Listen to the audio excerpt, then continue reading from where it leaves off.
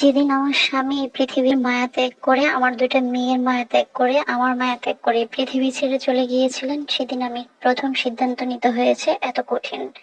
আমার দেবরকে বিয়ে করার মতো সিদ্ধান্ত আমাকে নিতে হয়েছে, কারণ এছাড়া আমার আর কোনো উপায় ছিল না। আমি দুইটা মেয়ের মা। আমার স্বামী আমাকে ছেড়ে এই পৃথিবী ছেড়ে চলে গিয়েছে, কিন্তু আমি তো যেতে পারছি না, কারণ আমার উপরে অনেক দায়িত্ব। আর আল্লাহ আমাকে বাঁচিয়ে রেখেছে।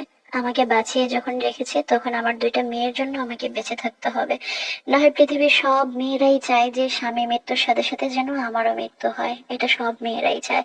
কারণ স্বামী বিহীন এই পৃথিবীতে কতটা নিষ্ঠুর হয়, কতটা কষ্ট হয়, সেটা শুধু যে হারিয়েছে সেই জানে। আমার দুইটা মেয়ে, একটা মেয়ের 2.5 বছর, একটা মেয়ের বয়স মাত্র 8 মাস, যার কারণে আমাকে এরকম একটা কঠিন ডিসিশন নিতে হয়েছে। আমার স্বামীর সাথে আমার বিয়ে হয়েছে, যদিও দুজন দুজনকে ভালোবাসতাম, কিন্তু পারিবারিক ভাবেই আমাদের বিয়েটা হয়েছে। আমরা দুজন দুজনকে পছন্দ করতাম, সেটা আমাদের দুইটা পরিবারেই জানতো। আর জানতো বলেই আমাদেরকে খুব সুন্দরভাবে মেনে নিয়ে দুইটা পরিবারের মাধ্যমে আনুষ্ঠানিকভাবে আমাদের বিয়েটা সম্পন্ন হয়। খুব বেশি দিন আমি সংসার করতে পারিনি। সংসার বেশি দিন করতে না পারার কারণ হলো আমার স্বামী আমাকে ছেড়ে পরপারে চলে গিয়েছে। আমার স্বামীর সাথে আমার মাত্র 3.5 বছরের সংসার। এই 3.5 বছরে আমাদের কখনোই বড় ধরনের কোনো ঝগড়াঝাটি ঝামেলা হয়নি। আমাদের মধ্যে মান অভিমান হয়েছে, সেটা প্রত্যেকটা পরিবারেই হয়। প্রত্যেকটা স্বামী স্ত্রীর মধ্যে মান অভিমান হয়। আমাদের মধ্যেও সেম মান অভিমান হতো, আমরা আবার ভালো হয়ে যেতাম। কিন্তু কখনো বড় ধরনের কোনো ঝামেলা আমাদের মধ্যে হয়নি। আমরা কোনোদিনও একটা দিন কিংবা 24 ঘন্টা আমরা কথা না বলে একজন আরেকজনের সাথে ছিলাম না, কারণ দুজনেই দুজনের অনেক আদরের ভালোবাসার ছিলাম। আমার স্বামী আমাকে এতটাই ভালোবাসতো যে যে কোনো কিছুর বিনিময়ে সে আমাকে জয় করতে চেয়েছিল। যদিও খুব সহজভাবেই দুইটা পরিবার আমাদেরকে মেনে নিয়েছে, কিন্তু বিষয়টা এরকম হয়েছিল যে আমাদেরকে যদি আমাদের পরিবার মেনে না নেয়, তাহলে যে কোনো উপায়ে আমার স্বামী আমাকে বিয়ে করবে। প্রতিশ্রুতিগুলো আমাদের এরকমই ছিল।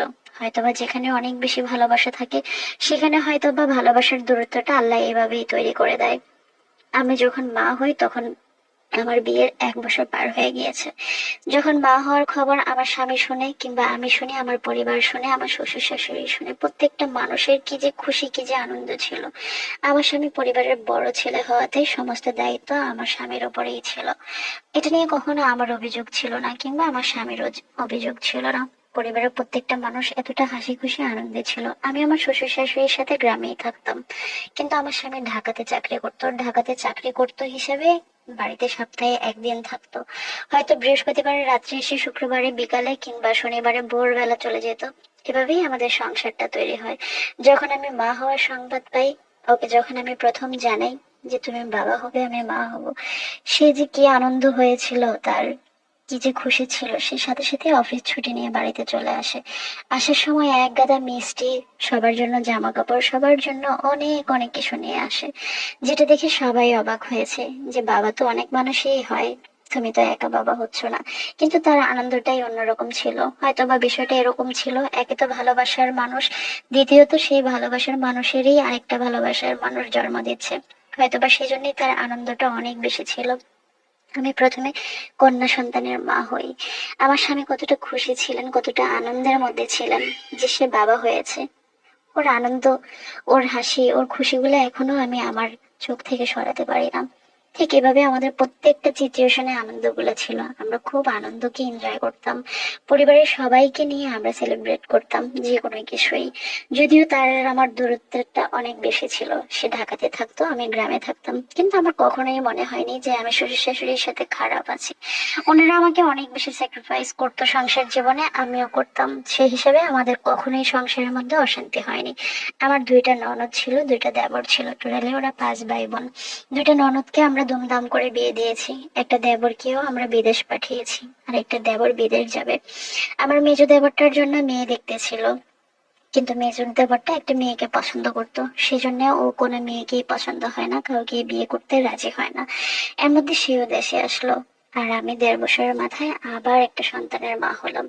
আমার দ্বিতীয় সন্তানটাও মেয়ে সন্তানই হলো। এটা নিয়ে আমাদের কোনো আফসোস ছিল না। আমরা দুজনেই খুব হাসি খুশি ছিলাম, দুটা পরিবারও খুব হাসি খুশি ছিল। কারণ আমাদের সন্তানের প্রয়োজন ছিল, সেটা ছেলে হোক কিংবা মেয়ে হোক। তার যে কতটা আনন্দ হতো, সে আমাকে বারবারই বলতো আমি দুইটা রাজকন্যার বাবা। এতটা খুশি ছিল সে। আমিও খুশি ছিলাম, কারণ তার খুশিতেই আমার খুশি। যখন একটা স্বামী এত কিছু মেনে নেয়, যে দুইটা মেয়ে, একটা অভিযোগ তার থাকে না, সে আমাকে এত রাজরানীর মতো করে রেখেছে, দুইটা মেয়েকে রাজকন্যার মতো রেখেছে, এটা আমার কাছে অনেক আনন্দের ছিল। তবে ইদানিং তার শরীরটা একটু খারাপ ছিল, সবসময় একটু অসুস্থ থাকতো, জ্বর ঠান্ডা এটা সেটা ওর লেগেই থাকতো। ওর চাকরির জায়গাতে কখনো প্রবলেম হয়েছে এরকম কোনো কিছুই শুনি না, তবে প্রায় শুনতাম তার বুক ব্যথা করে। এটা নিয়ে আমি খুব টেনশনে থাকতাম, সবসময় জিজ্ঞেস করতাম তোমার কোনো সমস্যা কিনা, ডাক্তার দেখাও, বড় কোনো সমস্যা কিনা। ও সবসময় বলে কোনো সমস্যা নেই, তোমাদের সাথে কথা বললে, তোমাদের সাথে থাকলে আমার ওইটা ফিলেই হয় না যে আমি অসুস্থ কিংবা আমার বুকে ব্যথা হয়। হঠাৎই একদিন আচমকা একটা দুঃসংবাদ আসলো। তার একজন অফিস কলিগ আমাকে ফোন দিয়ে বলল যে সাজিদ ভাই হঠাৎ অজ্ঞান হয়ে গিয়েছে, আপনার যদি কেউ সম্ভব হয় একটু ঢাকায় আসবেন। সাথে সাথেই আমার শ্বশুর চলে গেলেন আমার ছোট দেবরকে নিয়ে। কিন্তু সেখানে গিয়ে আমাদেরকে যে খবরটা দিল, হয়তোবা সেটার জন্য আমরা কেউই প্রস্তুত ছিলাম না। আমার স্বামী স্ট্রোক করে সাথে সাথেই মারা যায়। এই দুনিয়ার সমস্ত মায়া ত্যাগ করে সে চলে যায় অন্য একটা দুনিয়াতে। কি হবে আমার এই সন্তানের, কি হবে আমার মেয়েদের? আমি নিরুপায় হয়ে গিয়েছি। সেদিন আমার সিদ্ধান্ত নেওয়ার মতো কোনো কিছুই ছিল না। বারবারই মনে হয়েছে আমার দুইটা মেয়ে, এই বাড়িতে আমার থাকার মতো কোনো আর সুযোগ নাই, কোনো অপশনই রইলো না। কারণ গ্রামের মানুষ সবসময় চিন্তা করে ছেলে হলে হয়তো বা মেয়ে, ছেলের মায়ের ঠাঁই হবে শ্বশুর বাড়িতে। কিন্তু যেখানে দুইটা মেয়ে, সেখানে তো আমার এখানে ঠাঁই হওয়ার প্রশ্নই আসে না। বাবাবিহীন সন্তানের তো পরিবারে কিছুই থাকে না। আমি পাগল হয়ে গেছি, আমি অনবরত চিৎকার চেঁচামেচি করছি। আমার পরিবারের প্রত্যেকটা মানুষ হাউমাউ করে কাছে, আমার শ্বশুর শাশুড়ি আত্মীয় স্বজন প্রত্যেকটা মানুষ মনে হয় যে আমার দুইটা মেয়ে আর আমাকে নিয়ে পাগলের মতো চিৎকার দিচ্ছেন। কিন্তু আমার ভিতরে একটাই দুশ্চিন্তা, এই বাড়ি আমাকে ত্যাগ করতে হবে। যেখানে আমার স্বামী চলে গিয়েছেন দুনিয়া থেকে, সেখানে এই বাড়ি থেকে তো আমাকে অবশ্যই চলে যেতে হবে। আমি কোনোভাবেই যেন মেনে নিতে পারছিলাম না। আমার শ্বশুরকে বারবারই বলছিলাম, বাবা আপনার ছেলের সাথে আমাকেও মাটি চাপা দিয়ে ফেলুন, আপনার ছেলের সাথে আমিও চলে যেতে চাই, এই পৃথিবীতে তাহলে আমার জন্য কিছুই রইলো না। এমন করতে করতে আমি বারবার বেহুশ হয়ে যাই, বারবার জ্ঞান হারিয়ে ফেলে। আমার সেই ছোট ছোট দুইটা মেয়েও কয়েকবার যে জ্ঞান হারিয়েছে, হয়তোবা তাদের সাথে আল্লাহর রহমত ছিল, তারাও হয়তো অনুভব করতে পেরেছে যে তাদের সাথে কি হচ্ছে, তাদের বাবা এই দুনিয়া থেকে চলে গিয়েছে। না হয় এত ছোট ছোট বাচ্চাগুলা কিভাবে বারবার মোছা গিয়েছিল। আমি শেষ হয়ে যাচ্ছি। আমার মনে হয় যে তাকে এই দুনিয়া থেকে সরিয়ে দেওয়া কিংবা মাটি চাপা দেওয়া, সেটার মতো কষ্ট যন্ত্রণা আর কিছু হতে পারে না। এই দুইটা মেয়ে নিয়ে আমি কোথায় গিয়ে দাঁড়াবো? পরিবারটাই তছনছ হয়ে গিয়েছে, শেষ হয়ে গেছে সমস্ত কিছু, শেষ হয়ে গেছে আমাদের স্বপ্ন, শেষ হয়ে গেছে আমাদের ভালোবাসা। আমি পাগলের মতো কেঁদে বেড়াচ্ছি, আমি পাগলের মতো হয়ে গেছি। কোথায় যাব, কি করব, আমার মেয়েদের কি হবে, আমার ভবিষ্যৎ কি হবে? আমার বাবার বাড়িতে তো এত অট্টালিকা ছিল না যে আমার বাবার বাড়িতে আমি আশ্রয় নেব। আমি কোথায় গিয়ে দাঁড়াবো দুইটা সন্তান নিয়ে, আর মেয়ে সন্তান। এরই মাঝে আমার স্বামীর মৃত্যুর 1 সপ্তাহ পরে আমার দেবর দেশে আসে। সে কোনোভাবেই মেনে নিতে পারেনি তার ভাইয়ের অকাল মৃত্যুর সংবাদ, যার কারণে সে ছুটে চলে আসে। কিন্তু যখনই সে চলে এসেছে, দুই পরিবারে কানাঘুষা শুরু হয়ে গিয়েছে।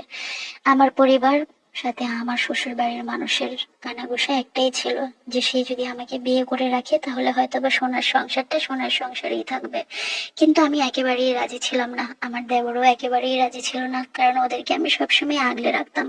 যদিও আমার দেবর আমার 1 ক্লাস বড় ছিল, মানে সে আমার 1-1.5 বছরের বড়, কিন্তু আমি কখনোই ওই রকম ভাবে চিন্তা করিনি। আমি সবসময় চিন্তা করেছি আমার স্বামীর ছোট মানে সে আমাদের ভাই, আমার ভাই দুইটা ছোট ভাই, আমি এটাই সবসময় চিন্তা করেছি।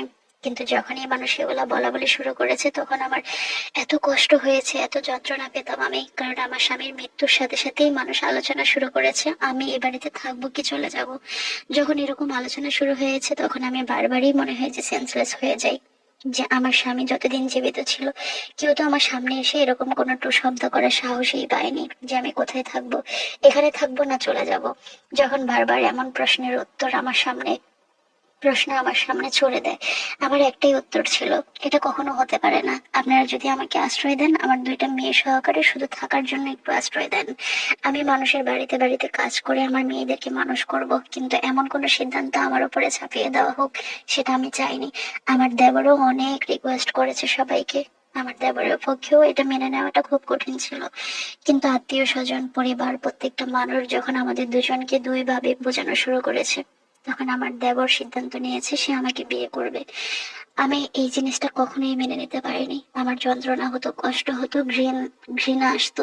আমি নিজের প্রতি নিজে এতটা ঘৃণা করা শুরু করলাম যে আমার কপালে কেন এমনটা হলো, আমাকে কেন এমনটা মেনে নিতে হচ্ছে দেবরকে বিয়ে করা, যেটা আমার কাছে খুবই কষ্টদায়ক ছিল। একটা পর্যায়ে আমার বাবার বাড়ি আমার শ্বশুর শাশুড়ি খুব রিকোয়েস্ট করে, হাত জোর করে অনুরোধ করলো দুইটা সন্তানের দিকে তাকিয়ে যেন এরকম সিদ্ধান্ত নেই। আমার দেবরও মেনে নিল, আমিও মেনে নিলাম। আমাদের বিয়ের আজকে 2 বছর। এখানে আমার একটা ছেলে সন্তান হয়েছে, কিন্তু আজও মনের মধ্যে কোথাও যেন একটা কষ্ট, চাপা কষ্ট, যে আমি কি করলাম, আমি কেন দেবরকে বিয়ে করলাম। যদিও সে আমাকে কখনোই অসম্মান করেনি, সে সবসময় আমাকে বড় সম্মান দেওয়ার চেষ্টা করেছে। পরিবার থেকে আমি কখনো কষ্ট পাইনি, আঘাত পাইনি।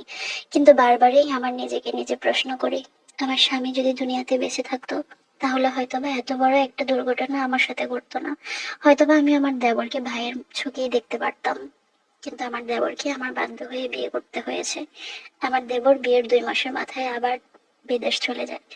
এখন ওর সাথে আমার ভালোবাসার, সংসার সবকিছু নিয়ে অনেক কথা হয়। আমার 2টা মেয়েকে সে আশ্রয় দিয়েছে, আমার 2টা মেয়েকে সে তার বাবার অধিকার দিচ্ছে।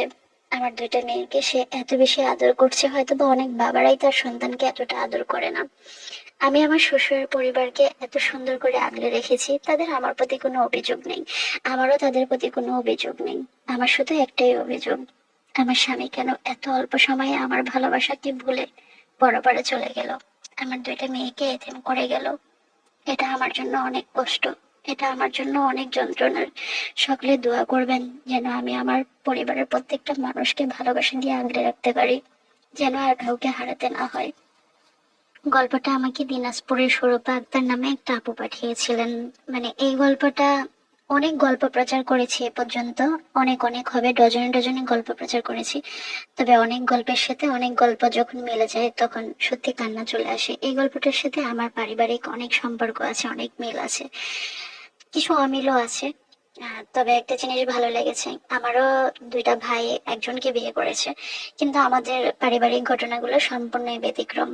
আমার ভাইও এই দুনিয়া থেকে চলে গেছে, তবে অন্যভাবে উনি দুনিয়া থেকে চলে গেছে। যাই হোক, যেহেতু আমি পরিবারের কোনো কিছুই শেয়ার করি না, ইনশাল্লাহ কখনো শেয়ার করলে বলবো।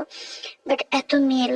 আহ আমার ভাইয়েরও ছোট ছোট 2টা বাচ্চা ছিল, কিন্তু সব ঘটনা কোথাও না কোথাও একটু মিল থাকে, একটু অমিল থাকে। এই ঘটনাটা আমাকে অনেক বেশি কষ্ট দিয়েছে, কারণ সে মানুষটাই বোঝে যে মানুষ পরিবারের একটা মানুষকে হারিয়ে আবার আরেকটা মানুষকে নিয়ে সংসার করতে হয়, কিংবা সেই মা বাবা ভালো বোঝে যার অকালে সন্তান হারাতে হয়।